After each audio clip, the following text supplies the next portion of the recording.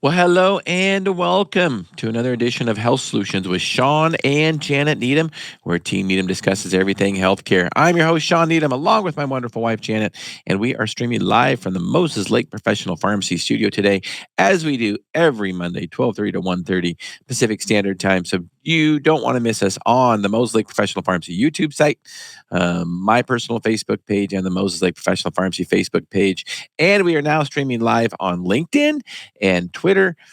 So don't forget to like and subscribe to those channels so you can catch us on those platforms. So we are excited to welcome another guest who's been with us two or three times at least now, Dr. Michael Turner, and he is an expert in wellness medicine, functional medicine, just a super sharp guy, and he walks the walk and talks the talk. He's in great health himself, and I was just having lunch with him last week, and he was talking to me about his open water swimming, which is like super cool. So without further ado, Dr. Turner, welcome to our show. Thanks. Good to see you, Shawn. Good to see you, Janet. Glad to be here again. Yeah, I'm excited for you to be on. Today, we're going to be discussing a topic that you have spoke on many times before, 5 lab tests that we should ask our doctor about. So let's get started. Yeah, absolutely. My point here was to provide that encouragement and education to go beyond to the next level a bit, other than some routine tests that just might typically be done with the primary care, right? And some of this is incumbent upon you as the patient to offer this up as a suggestion. You'll find that many doctors are receptive, right? If they understand that you want to go in a vein of a little more in-depth and a little more prevention and wellness and being proactive, for example, I think you'll find them quite receptive, versus if you just passively sit and wait for them to mention some of these tests, it might likely not happen. They're kind of in a rut in their minds thinking about, most typical things and what needs to happen to move on to the next patient, et cetera. So this is to prime your mind with some information and enable you to look into some things more deeply. So the first one we'll jump into, this is definitely top. If you just took one test away, this is it. So we'll start with it, number one, which is your vitamin D. All right. You should know your vitamin D status. Supremely important. And thankfully, it's getting more out there within the public domain and awareness, right? And even amongst at the primary care level, but supremely important. I first clued in on this when I was in residency, actually at the Mayo Clinic, and we had a chronic pain rehabilitation program. So this is outpatient. Patients come, chronic complex pain problems. The pain problem can't get solved, so it's all about how to cope with it and deal with it, like mind-body techniques, gentle physical therapy, things like that, weaning them off their narcotic medications, that type of thing. Well, turns out that there's a strong correlation between very low vitamin D levels and chronic pain. Okay, if I took your vitamin D level and just dropped it far enough, you'd develop widespread pain. It would look and act like fibromyalgia. Since we were in Minnesota, this was potentially quite possibly a problem, right? And so I was noticing on the intake labs for these patients at the Mayo chronic pain program, no one was checking a vitamin D status. We had standard, certain battery of labs that we would order, and vitamin D wasn't on there. And I told the director, I was like, I think we should look into this a little bit. In fact, one of the groundbreaking studies on vitamin D and chronic pain was done by another gentleman up at the University of Minneapolis, or University of Minnesota, rather, in Minneapolis. And so I said, we need to look into this. Short answer, by the time I got done, it had become standard practice to do that as an intake. And we found out that a good proportion of those patients were low in their vitamin D. And in fact, the patients who tended to be on the most narcotics, AKA presumably having the worst pain, were also the same group that had the lowest vitamin D levels. So we know that it's extraordinarily important. So furthermore, interesting thing about vitamin D is it's actually misnamed. Okay, it's misnamed. It's a hormone.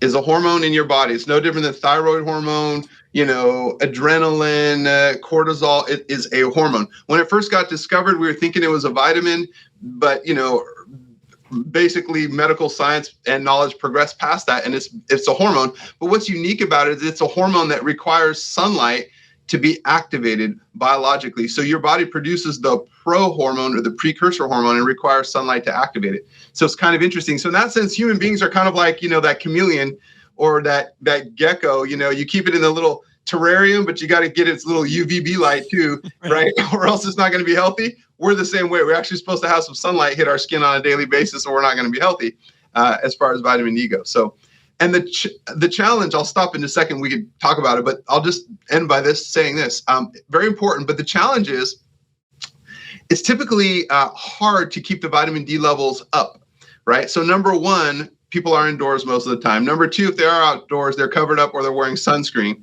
which defeats the purpose, because it's the same UV rays that create a tan also create vitamin D. So to put sunscreen on is the same thing as blocking vitamin D synthesis. And of course, people are concerned about possible skin cancer, sun damage, etc. So the flip side of that, though, is the vitamin D synthesis drops off. And especially if you live at a northern latitude, it also drops off. And that just has to do with the angle of the sun. So at the equator, the angle of the sun is coming straight down. There's really a small column of atmosphere, right, through which the sun has to hit until it hits land. Northern latitude is low in the sky.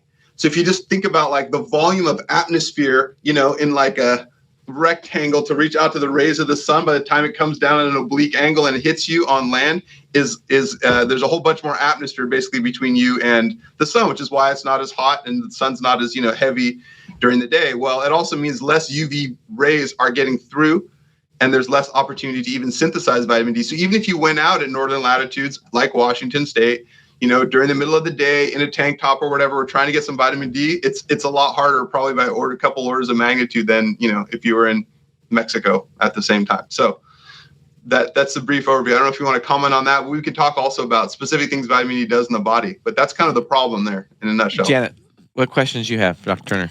Well, I just wanted to add too, one of the things too that people don't realize as well is if you come in the house and you shower, you stop that process. So, we feel like it's going to be ongoing, but it's not. So we have a short window on that. But yes, let's jump into what the benefits are of vitamin D, because I think we all just think about bones, but there's other things that it does for us. Way beyond. So one of the interesting things was in my background as rehabilitation specialist, what it can do in the elderly and what it does as far as muscle fiber density and power output. So fast twitch muscle fibers are highly influenced by your vitamin D level. And so they've done these studies where they look at elderly people and they can see that the lowest levels of vitamin D are the people who are most unsteady, take the most time to get out of their chair, take the most time to walk across the room, have the greatest fall risk. Then they follow that up by actually repleting their vitamin D levels and watching all those numbers get better. So it's pretty striking. So you could take grandma and perk up her vitamin D level, and she actually got out of her chair faster, walked across the room faster, and had less overall fall risk. Okay, and that has to do with fast twitch muscle fiber density and vitamin D status. That was pretty, striking to my mind. Also, hugely involved in the immune system. So let's just say any illness. Let's just say COVID, for example. Okay, we all know about vitamin C. We know about vitamin or zinc, for example. Vitamin D also, you have an increased need of vitamin D when you are acutely ill with any illness vis-a-vis the immune system function. So it becomes very important. And also related to the immune system is autoimmune disease, right? So we know that autoimmune disease risk of development is much less with vitamin D status being adequate. And we also know that if you do have an autoimmune disease like multiple sclerosis would be an example, if we keep your vitamin D levels high, the severity of that disease goes down. It's actually considered a treatment, for multiple sclerosis.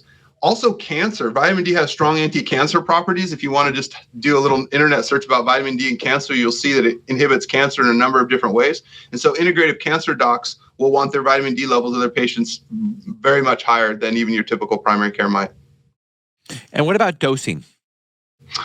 Yeah, so it's a great question. So partly it depends on first getting your level, because the metaphor I would use, it's kind of like how full is your gas tank, right? If you're truly on empty, you need to fill your tank first and then top it off. So the filling doses of vitamin D, if you're very low, are typically like 50,000 units once a week, as you may know, oftentimes 8 weeks, 10 weeks, 12 weeks, something like that. If you have a sufficient level, then maintenance dose is usually 4,000 to 6,000 IU international units a day. If you don't know what's going on, you don't have a level and you're just guessing something, you're not going to go wrong being at 4,000 to 6,000. It might just take you quite a long time to ramp up to optimal, let's just say, Yeah. Cool. If you're acutely ill, by the way, if you're acutely ill and you don't have a chance to get a level tested or anything, 10,000 is fine. That's safe. Okay. If you're sick tomorrow with COVID or whatever, you could take 10,000 over the counter every day. You'd be all right. Yeah, there's been a lot of safety studies that have shown that even up to, I wouldn't recommend this, but even up to 40,000 units of vitamin D every day is Mhm. probably safe without side effects. And I think one thing the analogy I always give is like, if we were to sunbathe naked for 20 minutes, we produce 20,000 units of vitamin D. So to think that you can overdose on 10,000 units a day is probably pretty crazy. Mhm. Mhm. You know, Good, so good point. yeah. So let's go to the next one. That was great, Dr. Turner. What's Love number it. 2? Well, the next one for us to discuss is MTHFR. You guys much familiar with Yeah, MTHFR? yeah. Great. Probably your listenership is as well. Kind of a mouthful. Stands for methylene tetrahydrofolate reductase. This is involved in methylating folic acid, which is one of your core B vitamins. This kind of comes into play clinically when that patient's having, long-term fatigue, poor immune function, long-term depression, oftentimes, maybe nerve pain or nerve dysfunction that hasn't gotten better. And we want to test for the MTHFR status. B vitamins do all the things that I just mentioned, as well as some other things like DNA repair. And MTHFR, if you have this genetic variation, you don't activate your folic acid very well. Folic acid works in synchrony with the other B vitamins to do all those functions. And so the whole system kind of is down regulated it's kind of like your chain's only as strong as the weakest link, essentially. So the MTHFR mutation, unfortunately, is fairly common, but can be tested for and can be treated by giving someone the active form of folic acid and therefore allowing all the B vitamins to act synchronously in the ways that they need to. But I welcome your comments and input on it from your side. What do you guys see or understand? So originally, I think, when it started becoming more known, MTHFR deficiency, it was like they said, oh, well, 10% of the patients, probably lack the enzyme. But now what I'm seeing is upwards of 50% of people are MTHFR deficient. Well, I'm just going to comment on part of it. I think could be just our health status as a country, because if we have fatty liver disease, our liver is not methylating. So it's not going to do the job it should if it's not able to work as it should. So I think that's part of it. And then the other part, I think also is, I don't necessarily think that we are nutrient. I mean, we have calories in our American diet, but the nutrients aren't there that we need. And it seems like the B vitamins get overlooked a lot, but they are so important for neurological, muscle. I mean, so many different processes in our body. So it is a very important one that, if you're considering, hey, I should have this look. I'm right up there with Dr. Turner on this one. This is a big one. Well, and when it comes to B vitamins, I think there's just probably no reason to not take a B vitamin that has L-methylfolate in it, which is the active form of folic acid, and methylcobalamin. Both of them can act as methyl donors, and that's what you lack when you have MTHFR deficiency, Right. is the ability to methylate, which is the way we detoxify our bodies in our liver, like Janet was talking about. So why not take that kind of B vitamin? It's a little bit more expensive than the non-methylated forms of folic acid and B12, but it's well worth it, because even if you haven't had the MTHFR deficiency test done, this will at least be helpful. Absolutely. I agree, Shawn. Great points. What's nice about the MTHFR test is you only have to do it once in your life, okay? Because it's a Right. genetic That's mutation. right. Right. So it's not going to change. One time you're done, it'll tell you, do you have the mutation or not? So yeah, that's a good point. And let me speak loudly to women. If you think you're going to have a pregnancy and want to have a child, this is super important, because we know that folate and the methylation of these vitamins are super important to a healthy baby. So Absolutely. And it's before we're pregnant, not after. I mean, I'm not dogging it after, but super important too, I think, even pre-pregnancy, because if you're setting yourself up for a healthy baby, you want your baby, your own health to be as optimal as possible. Folic acid has definitely been linked to many types of problems with babies, and one of them is neural tube defects. So healthy B vitamins, good B vitamins, is very important. Yes, absolutely. Well, moving us on to Yes. number 3, I would say 5 tests to ask your doctor about. Number 3 would be DHEA. DHEA. This is a hormone. Some people are familiar with it, kind of at least vaguely, but has a big role in your body. Does things like it's good for the immune system. It perks up just energy production in your body. Will boost intracellular levels of testosterone, and so does beneficial things that you would get from testosterone.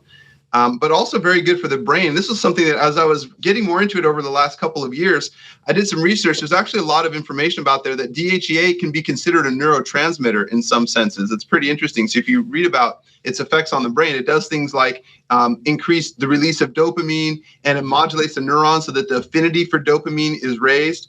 So consequently, then we see how it is known clinically to improve things like depression, even anxiety. It also promotes nerve health in areas that are critical for learning and memory. So it's kind of an overall brain booster, by the way. And then DHEA is also good for blood sugar metabolism and good for weight loss. In fact, a weight loss supplement that's commonly seen over the counter is called 7-keto, Keto DHEA, if you may be aware of that, right? That's just sort of a downstream metabolite of regular DHEA, which is what I'm talking about. But 7-keto DHEA has research about how it can help with weight loss. And then back to the concept of what it does good for the brain, it can also protect against Alzheimer's development. So those are all research-based roles of DHEA, not to mention it's available over the counter inexpensively. It is safe. You can get a bottle on Amazon from a high-quality supplier for $10, and that'll last you 2 months. So it's a high-value, low-risk concept for many of my patients. I don't know if you want to comment on that again. Yeah. So what about dosing for women versus men? Is there a different dose for women versus men? Definitely. And I do like to have people's labs tested on this before with your dosing. We'll get into the subtleties of that. But basically, I take a lot of my cue from a doctor named Dr. Rozier. So I'm sure you may have heard of him, perhaps. I saw him this weekend, actually. Yeah. No kidding. Where did you see him? In Albuquerque. Yeah. Okay. Great. Yeah. So Dr. Rozier, so he's nationally prominent. Talks about anti-aging concepts. He has a clinic in Palm Springs. Yep. And anyway, I take a lot of my guidance from him, which is all very research-based. When you go to one of his conferences, he hands you a binder that's like this thick of research studies and stuff. Yeah. Read the paper. Here, read this. Yeah, exactly. So he doesn't recommend it for women under 35. First of all, he says, leave that alone. And as soon as you're above that demographic, if you're depending on your lab level, but you could start with maybe 10, 15 milligrams, something like that. And then let's say in a postmenopausal woman in her 60s or beyond, documented low levels, all the way up to 25 milligrams. Okay, that's the dosing that I've come across. And correct me if you know of something better. I'm glad to hear about it. For men, I typically start them at 50. And then I follow their blood levels. And for guys, it ends up being somewhere between 50 and 100 milligrams. For guys, the blood level that I'm shooting for is around 500. For women, the blood level is around 250, essentially. And that's notable also because the lab reference range it's going to be a little bit higher than that. So sometimes, let's say for a guy, he gets his DHEA and it's like 200. And the reference range is, 150 to 350 or something. He's like, hey, I'm in range. I go, all right, well, there's a difference between, reference range and optimization, right? It's kind of like the way I tell them, it's like reference range is you take 100 people off the street. You don't seem like there's anything wrong with them. You just check their DHEA and say, I guess that's what a normal DHEA is, right? But if I took, 100 guys off the street and asked them to do some push-ups, okay, and, I got the average guy does like 3 to 8 push-ups, and you come back, you're doing 6 push-ups, you tell me you're great. I'm like, that's not optimal. They're like, where do you want to be? Like, let's get you to the 20 push-up range, Right. So that's such a valid point because Shawn and I have talked about this before, that ranges in labs does not necessarily look at a healthy population. So, we really need to think about, what does optimal mean? Do you want to be healthy for you, for your, where you should be, or like you said, just somebody random? And I that's a very valid point. Yeah. And we basically sat through Dr. Rozier's lectures over the last 3 days and just hit that home. It's like, typically with ranges of labs, it's, we see sick people. Well, what if you're healthy? and you want to be optimal. It's like, well, you don't want to be sick. You want to be in the optimal range. So that's why labs are a tool to go along with symptoms and history. Yeah. Yeah, absolutely. And on DHEA, Yeah. and with most hormones, as we age, levels of DHEA just decline naturally. So that's why it's important to get your levels checked. Very, very much so. And I'm glad you guys do that. You compound it within many of your creams, as I understand. Yes, we can. So yeah, it can. It's nice. When ordering and using, what you guys provide for my patients, I like that. We just fold the DHEA in a lot of times and solves the problem. So yeah, sure. Anytime, usually in my experience, anytime a woman or a man needs testosterone and they're over 40, they also are probably going to need DHEA. Yes. Absolutely. And actually, I asked one of the endocrinologists at Cadleck when I was still working over there, if you give someone testosterone, does that have a negative feedback on their DHEA production? His answer was yes. Now, I need to look into that more for myself, but based on what he had told me, I make it a standard procedure at this point. If I start a guy on testosterone, along comes the DHEA with it. So. Yeah, I agree. I think that's a good idea. All right. What's fourth lab? Next up, number 4 is coenzyme Q10. Coenzyme Q10. So many people have heard of this. Yeah. This is a good one. And it can be checked with a simple lab. That's the beauty of this. Coenzyme Q10, very important for energy creation, first of all, in the mitochondria of your cells, down in there in the so-called electron transport chain. But basically the biochemistry of how you utilize either a molecule of sugar or a molecule of fat to create energy from it requires a certain concentration of coenzyme Q10. And again, I would use the metaphor of the weakest link in the chain, right? If something's lacking in your mitochondria, it can only put out as much energy as that lowest level of available ingredient. And CoQ10 many times would be the limiting factor in energy creation in your mitochondria. Also, a very potent antioxidant. We all know that antioxidants are good. We don't always understand what oxidation is or what that means. The simple example I use is rust. Okay, if you leave a piece of metal out and it rusts, that's oxidation. It's basically the oxygen molecules in the air breaking down the structure of the substance. Another example is cutting an apple and leaving it in the kitchen and it turns brown. That's oxidation. That's oxygen in the air breaking down the substance and the substrate of that apple, right? So you can imagine you don't want a whole lot of oxidation going on inside your cells in your brain, on your heart muscle, or anywhere else, right? So CoQ10, potent antioxidant, and also involved in energy. And particularly important if you're on a statin. Number 1, statin medications, as you know, deplete myocardial concentrations of coenzyme Q10. Gets involved as well in cases of chronic fatigue, becomes important to keep your CoQ10 level up. In fact, chronic fatigue, many times they have goal levels of where we want the lab value at. So we treat a little more aggressively. And then just heart problems in general. If patients have had heart attacks and such, they oftentimes will put them on CoQ10. It has been shown in cases of heart failure to actually improve ejection fraction, myocardial output, which is pretty striking. And I remember I learned that going through cardiology. You can take patients with the worst kind of heart failure who are on the transplant list, essentially. And while they're waiting and hanging out, we start giving them CoQ10, and their heart numbers get better, and it buys them more time. And you downgrade the severity of their heart failure just based on giving them CoQ10. That's kind of strange if you think about it, right? Like you didn't do anything structurally to the heart. You didn't correct a valve. You didn't, change any of the electrophysiology. You gave them some oral substance that goes everywhere in their body. Part of it happens to go to their heart, but all of a sudden their heart actually starts beating more strongly to a degree that you can downgrade the severity of their congestive heart failure. That's pretty striking. And that's because it's allowing the heart to put out more energy, just as it allows every cell in the body to do that. So dosing, what about dosing on coenzyme Q10? Yeah, so just a general person who wants to be healthy and well, let's say preventative dosing, 100 milligrams is a fine place to start. If you have a cardiac history, 200 milligrams. If you have, fibromyalgia, chronic fatigue, that type thing where we really want to perk you up, we take it up to maybe 4 or 5, 6 even. Wow. Yep. Awesome. All right, the last one. What do we got? Yeah, the last thing I would say to check your levels with your doctor would be thyroid. Get your thyroid studies done. We all, I think, know in our minds somewhere that thyroid is very important, but I don't know how often it gets checked and how often it gets checked well and how often those numbers get acted on appropriately. That's another level there, right? So I would say a good screen would be what we call a TSH, thyroid stimulating hormone, along with free T3 and free T4. That's sort of what I would do typically as a screening.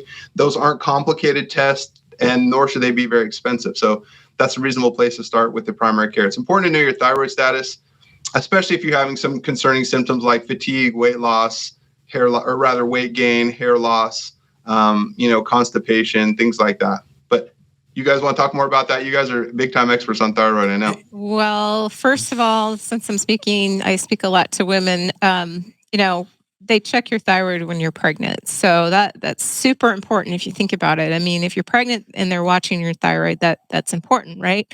And then the other marker that I always tell women is, you can have it before menopause, but 40 at least have it looked by then if you're not having symptoms. And I think you should look at it periodically too. I don't think it should be left because, like Dr. Rosier says, it could be the elephant in the room, and it's so easy to fix. It's so easy to address if you have the labs that Dr. Turner's talking about. And my goodness, I've seen people that thought they were, losing their mind. They felt like they were depressed and had all kinds of symptoms that were just reversed by having their levels brought back to normal. And, they didn't need an antidepressant. They really just needed their thyroid hormone balanced. And to me, I think that's totally reassuring because, wouldn't you rather put something naturally back in your body than using some other foreign pharmaceutical? I think our body heals better and we respond better. And the other caveat is that you see people with their natural thyroid actually having a better immune response to things. They just aren't as sick as often as well. Good points.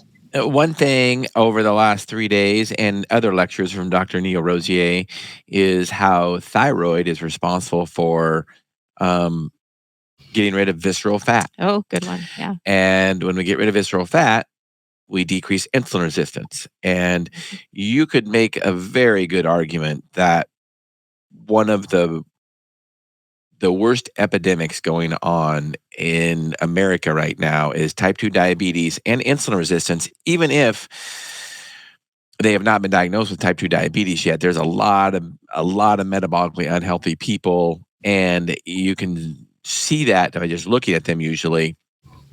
And they have insulin resistance. And so one of the labs that I'm going to ask you about that maybe you missed, and it's getting to be more popular, is what about checking an insulin level? Yeah, I sure do, Shawn. I do that on people if we have some concern about weight gain or blood sugar dysregulation. Yeah. It's not everyone who comes in the door, but maybe it should be. I'm open to the idea. Yeah, getting a fasting insulin is a great concept. Especially, I end up checking it, I think, especially when people are struggling to lose weight. Yeah. This is when I check it. Yeah, because insulin has a role to move blood sugar out of circulation, but in doing that, it also promotes fat storage.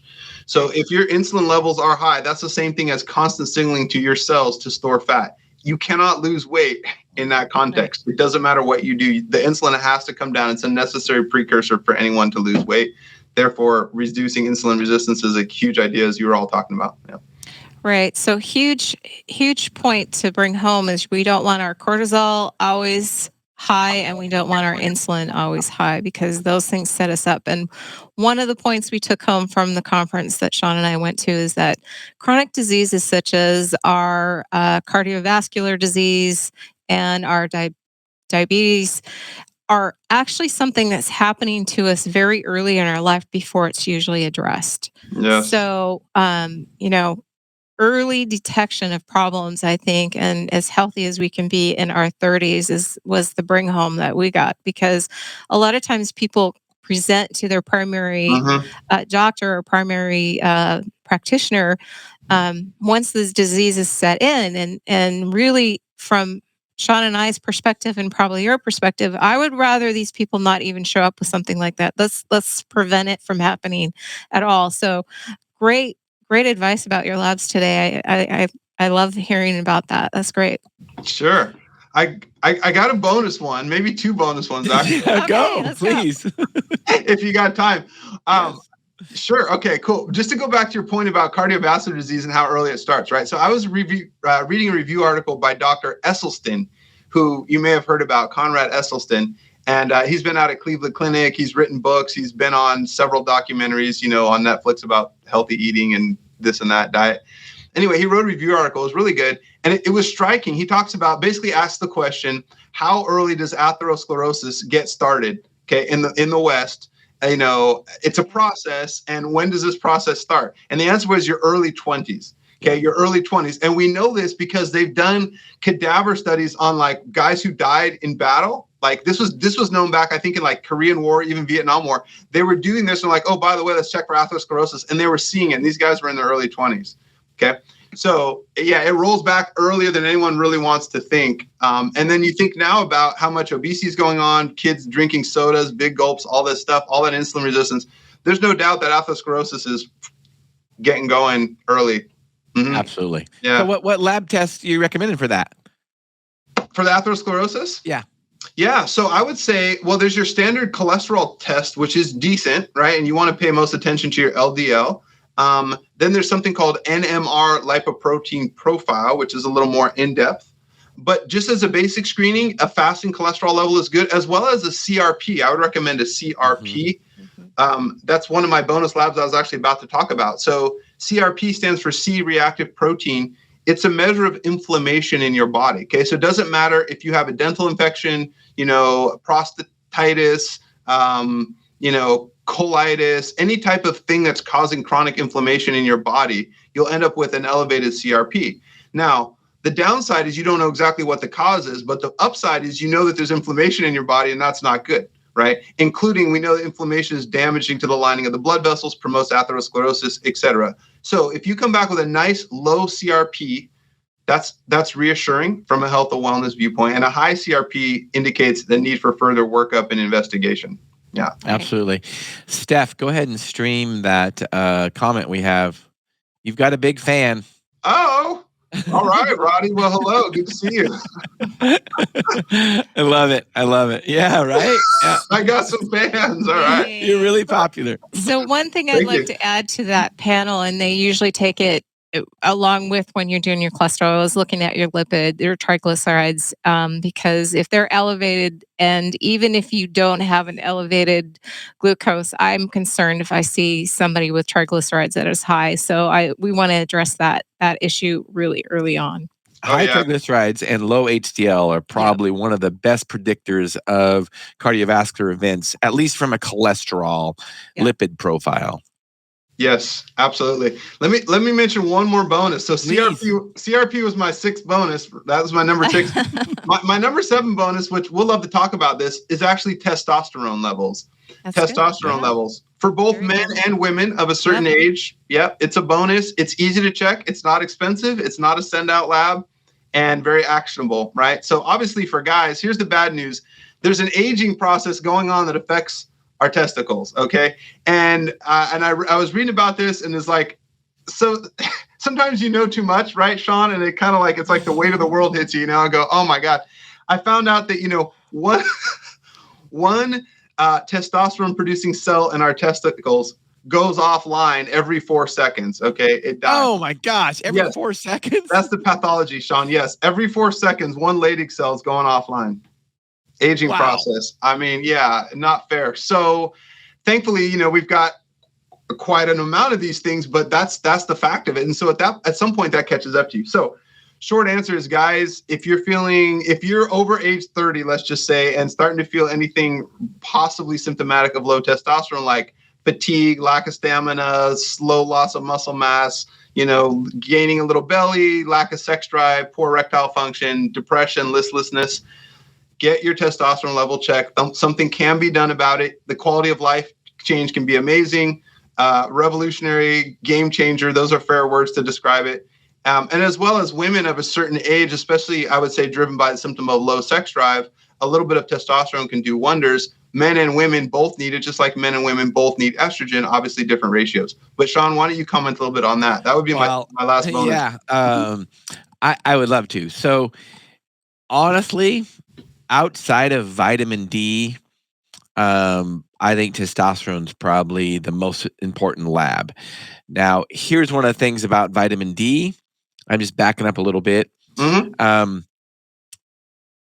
I think I think optimal levels of vitamin D are the most important thing, and I will tell you from experience of thousands of patients, as you kind of mentioned, um, most patients in our area need 5 to 10,000 units a day. So, if for whatever reason you didn't want to get checked, if you take 5 to 10,000 units a day, you're going to be in probably the optimal range for most people. So, Mm-hmm. but as far as testosterone, it's all over the board. So you do need to get testosterone checked. I think it's probably outside of vitamin D, probably the second most important lab to get checked. Here's I'm quoting Dr. Rosier, Dr. Neil Rosier. Yeah. What if we had a drug that worked to help maintain lean body mass, burn fat, including visceral fat, decrease insulin resistance, increase libido, decrease depression, decrease erectile dysfunction, um, increase bone mass?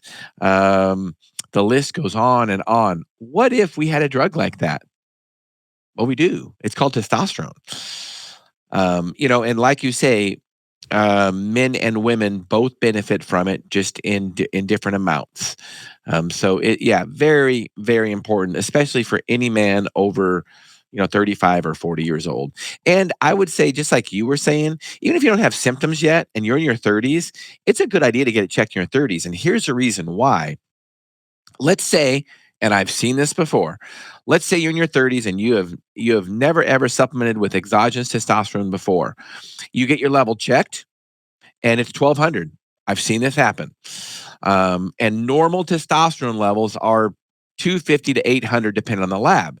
So when you're in your 30s and you're having no symptoms and your level's 1200, then all of a sudden you're 45 years old and you're having symptoms, you're feeling a little bit sluggish, you're not as competitive anymore, you maybe have some erectile dysfunction, weight gain around the middle, high cholesterol, and you go in to get your testosterone checked. And it's like, well, doctor tells you, of course, you wouldn't tell him this, Dr. Turner. Mm-hmm.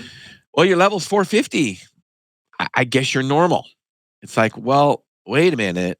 When I was 30 and I didn't have any symptoms, my level was 1200. Mm-hmm. And I felt optimal. So, I want to be optimal again. So Mm-hmm. comment on that, Dr. Turner. Great point. I mean, nothing really more to be added to that. It's a great point. This is where finesse and clinical judgment and acumen comes in, right? You can't just treat a number. You have to talk to the patient, figure out what they're telling you, and put that together. And I mean, I see this all the time. The most typical I would see is somebody comes in maybe with a level like 300 or 400s. The primary care told them it's fine. It's not high enough or low enough to do anything about. And I go, well, tell me how you're feeling. And they mention a few symptoms. And I go, I guarantee you, if we took this thing to 800 or 1,000 or 1,200, all those symptoms will disappear. You'll feel like a new man. They go, seriously? I go, yeah, it's not even complicated. I guarantee it. They come back in a month. They're feeling like a champ. They're not drinking Red Bulls trying to stay awake. They're back in the gym. They're out. They're getting chores done. The honey to-do list is happening. The wife's just thrilled. They got, fresh enthusiasm in the bedroom. All kinds of things turn around because we decided that 400 actually isn't a great number. For them. Right. And this is, I tell you, especially after going to a Dr. Rosier conference, it's just, reiterated over and over again. So Janet's on the same page. It's just like, we are so used to in medicine to just waiting until people get sick. Mm-hmm. And so that same testosterone patient that, has a level of 300, he is just setting himself up for a heart attack if he does not replace his testosterone.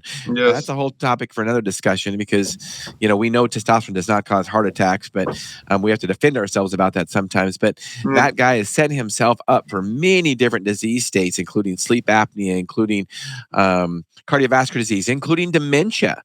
So let's not wait until those problems happen. Let's be proactive and stop this from happening. And that's what I love about you, Dr. Turner, is that you are good about taking care of patients and keeping them healthy.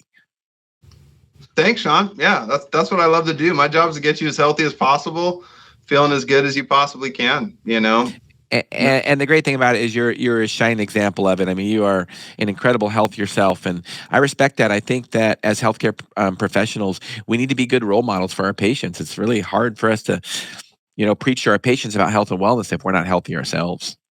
Yeah, I agree. I have fallen in love essentially with how I feel being in good health, right? I mean, it's as simple as that. I'm an overachiever. I'm a perfectionist, but anyway, I asked myself the question, how good would it feel to be as healthy as I could possibly be? How good would that feel? Like, how alert would I feel? How strong, how mentally sharp, how much energy would I have to be as healthy as I could possibly be? I don't need to be as healthy as somebody else. That's different genetics, lifestyle. I'm not comparing. I don't need to be my 27-year-old self, right? I'm 47. I can't be that person. But just today, Dr. Turner, age 47, how healthy could I possibly be? What would that feel like? And am I doing what's necessary to get me there, right? Am I living in that body and mind? And I want that every day. And so I do the work and I love how I feel. I feel great. I'm pretty close to that. I'm always pushing. I'm always learning new things, but I like the way I feel. And I try to share that enthusiasm with others. Essentially, it's not like I have to, it's I get to, right? Right, exactly. Like today, when we're done, I can't wait today. When this workday is done, the first thing I'm doing is go in the pool downstairs. I'm going to swim 1.5 miles. And I'm not thinking I have to. I'm thinking I get to, right? It's like, right. And I took, like 12 different supplements first thing when I got this morning with my protein. I didn't have to. I get to, because I know that each supplement's going to go in my body, do something scientifically defined healthy for me. I'm excited about it. When I do this lap swim, I know my cardio is going to go up, my flexibility, all this stuff. So it's a fun realm to live in. Well, you must be doing something right, because you shared with me last week, you're 47 years old and you just qualified to be to pass the Navy SEAL fitness test, which is just super cool. So they're push-up standards, pull-up standards, sit-ups, and mile and a half run, and then a 12,000-yard swim. Yeah, right. Yeah. That's awesome. I love it. So, Dr. Turner, what's the best way to get a hold of you if people have questions? My website, michaelturnermd.com. So it's MICHAELTURNERMD.com. That's the best way. It's got my phone on there and email contacts and all that. I have a lovely staff, an amazing staff, if I may say so. Very friendly, very responsive. So we look forward to reaching out to people. I love it. Well, as always, thank you for your great information. I appreciate it. Sure. I enjoyed it, Shawn. We'll be back. Thanks so much, Dr. Turner. Okay. All right. Tune in to Health Solutions Thursday, our midweek podcast, 8 a.m. to 9 a.m. You don't want to miss out. I don't even know the topic, but stay tuned, because I will be sharing the topic. So tune in with Health Solutions with Shawn and Janet Needham. Thank you so much for watching and listening today.